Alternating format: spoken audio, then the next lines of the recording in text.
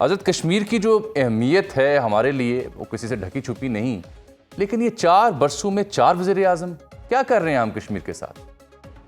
पिछली हुकूमत जब तब्दील हुई थी जामी साहब, तो मेरी जमात ने भी और मुस्लिम लीग ने भी और बाकी दोस्तों ने भी सबने मिलकर इनको सपोर्ट किया था, अनवारुल हक साहब को, और 2.5 साल उनके साथ रहे और कोशिश करते रहे। बावजूद इसके कि आपको पता होगा ना कि जब ये वजीर आजम बने तो वज़रा का हलफ नहीं हुआ था, काफी महीने गुजर गए, फिर वज़रा का हलफ हुआ तो 6 महीने वज़रा के पोर्टफोलियो नहीं दिए। तो आजाद कश्मीर के अंदर गवर्नमेंट थी भी और नहीं भी थी, एक बंदे की गवर्नमेंट थी जिसके नतीजे में एक वाइड आ गया, अपोजिशन भी नहीं है, हुकूमत भी नहीं है, और उसके नतीजे में वहां पे एक्शन कमेटी ने अवामी राय को या अवाम की आवाज बन के कोशिश की, लोगों ने उनकी आवाज को सुना और ये हुकूमत 2 दफा क्राइसिस खड़ा करने का बायस बनी।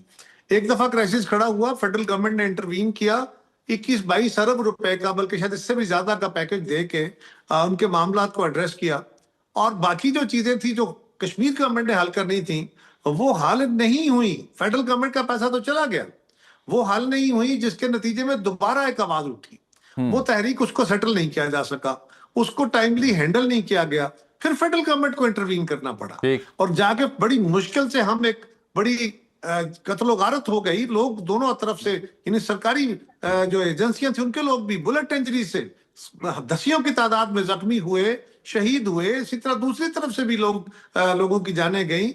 अब अर्ज यह है कि उसके बाद एक बड़ी मुश्किल नाजुक सूरत हाल से, मैं उस कमेटी का मेंबर हूं, उस कमेटी ने जाके नेगोशिएट किया और उस नेगोशिएशन के नतीजे में एक मुआहदा तय पाया, जिसपे वजीर आजम पाकिस्तान ने 2 मीटिंगें की हैं, और दोनों में उन्होंने कहा है फाइनेंस मिनिस्ट्री को भी और बाकियों को भी कि जो फेडरल गवर्नमेंट के काम है, क्योंकि हमने तो उनको फाइनेंसिस फराहम करने, वो फौरी तौर पर फराहम किए जाए। अगर उनके अस्पतालों में कोई मशीनें देनी है फौरी तौर पर दी जाए, वो आवाम की फलाह के काम है, करने हैं। लेकिन अनफॉर्चुनेटली वहां की हुकूमत जो है, उसके जिम्मे जो काम थे वो उन्होंने अभी तक नोटिफिकेशन साइन नहीं किए, वो फिर एक तात्तुल है।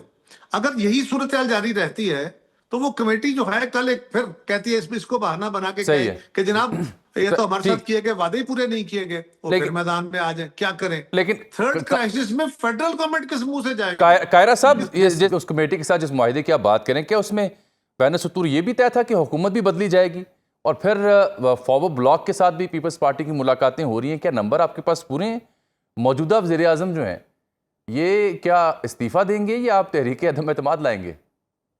ये कि जो किस तरीके से होगा ये तो मैं अभी आपसे शेयर नहीं कर सकता, लेकिन ये बात तय है कि गवर्नमेंट के पास, हमारे पास अगर नंबर पूरे होंगे तो हम मूव करेंगे, अदरवाइज तो मूव नहीं हो सकता।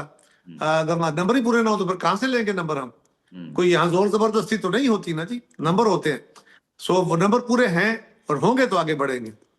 तीसरा आपका सवाल था कि अगर ये सूरत हाल ना होती तो ये क्या कंटिन्यू कर? बिल्कुल कंटिन्यू करते, हम चाहते थे इनको, हम तो 2.5 साल बर्दाश्त करते रहे, लेकिन उसमें कोई बहने से तो चीज नहीं है।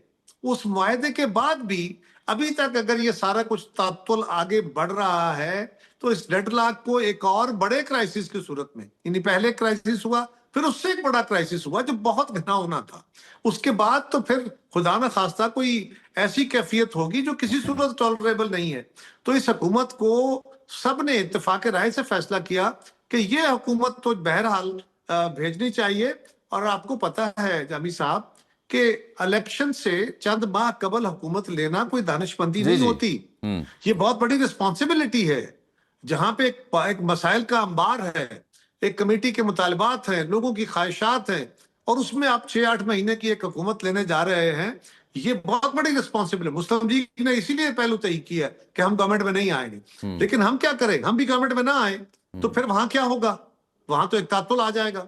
उस तात्तुल के नतीजे में कश्मीर का लोगों के अंदर फ्रस्ट्रेशन बढ़ेगी, जो पाकिस्तान के लिए और कश्मीर के लिए इंतहाई नुकसानदेह हो सकती है। सो पीपल्स पार्टी इस वक्त कोई इक्तदार नहीं ले रही, एक बहुत बड़ी जिम्मेदारी और एक बहुत बड़ा रिस्क ले रही है, लेकिन ये पाकिस्तान के लिए, ये कश्मीर के लिए जरूरी है। ये काम तो हम हर वक्त करते हैं जब भी मुल्क की जरूरत होती है। देखिए ना, मुस्लिम लीग ने फैसला कर लिया, उन्होंने इसलिए फैसला किया कि लोगों की तवक्कुआत शायद पूरी ना हो, वरना वो हुकूमत में है, कोशिश करते। हम भी अगर ये कहते हैं कि हम अपोजिशन में बैठते हैं तो फिर कौन गवर्नमेंट बनाएगा? और मौजूदा गवर्नमेंट को हमारा इत्तेफाक राय है कि ये तो मसाइल की वजह है नहीं, इसका वो बात जारी आपकी रहना तो वो बात दुरुस्त है। मैं देख रहा था कि तलाल चौधरी साहब अगले रोज कह रहे थे कि नून लीग ने जो अनवारुल हक साहब की हिमायत की तो वो बदनामी ली है। अब आप क्या ये किरदार निभाने को तैयार हुए? ये ट्रांजिशन, मेरा सवाल वहीं का वहीं है, कैसे मुमकिन होगी ये ट्रांजिशन? क्या प्राइम मिनिस्टर स्टेप डाउन करेंगे या कुछ और? देखिए ना, हम तो जमहूरी लोग हैं ना, हमने कोई ताकत के जोर पे तो नहीं, आईनी सही। तरीके से होगा। लेकिन क्या होगा, कब होगा, और हमारी तरफ से कौन से साहब होंगे, ये सब स्ट्रेटेजी का हिस्सा है। ये तो अभी चलिए जी, ये सियासतदानों का काम है स्ट्रेटजी बनाना। मैं ज़रा दूसरे मामले पे भी आ जाता हूँ, केपी की सूरत हाल भी। सीएम केपी के आ गए लेकिन काबीना वहाँ नहीं बन पा रही। वो कहते हैं खान साहब से मुलाकात होगी तो काबीना बनेगी। राणा साहब ने बयान दे रखा था कि जी पीर के दिन मुलाकात हो जाएगी। आज मैं आपसे मुखातिब मुलाकात नहीं हो सकी। तो अब काबीना के बगैर सीएम कितनी देर चल सकता है? ये तो एक खला और बहरान ही पैदा हो जाएगा। कश्मीर में तो काफी महीने चल गए थे जी, लेकिन ये बात आपकी दुरुस्त है। वहां जो सूरत हाल बनी वो मुनासिब नहीं थी। लेकिन जामी साहब जरा गौर कीजिए, मैं कोई कानून का तालिब इल्म नहीं हूं। ये फरमाइए कि वजीर आला की मुलाकात इमरान खान साहब से कराई जाए, ये क्या कौन सी कानूनी कदगन है या कौन सी कानूनी ऑब्लिगेशन है कि ये मुलाकात कराई जाए? अगर गवर्नमेंट कहती है कि ये मुलाकात नहीं हो सकती क्योंकि वो एक कन्विक्टेड है, अब वो पीटीआई के लीडर नहीं है, पीटीआई के कारकुन उनको अपना रहनुमा मानते हैं, बिस्मिल्लाह, उनका हक है। वो लोगों के दिलों की धड़कन है, बिस्मिल्लाह, उनका हक है। उनको चीफ मिनिस्टर साहब अपने लीडर मानते हैं, मानते रहे। कानून क्या मानता है? क्या कानून की नजर में भी वो लीडर है? Answer is no. अगर कोई अदालत उनको लीडर मान के उनको इस्तेकाक देती है तो ये अदालत को भी सोचना चाहिए वो क्या कर रही है। इस वक्त पीटीआई के रहनुमा बैरिस्टर गौहर साहब हैं, सलमान अकरम राजा साहब उनके जनरल सेक्रेटरी हैं। खान साहब की मुलाकात चीफ मिनिस्टर से कराई जाए क्यों? किस कानून के तहत, किस ऑब्लिगेशन के तहत?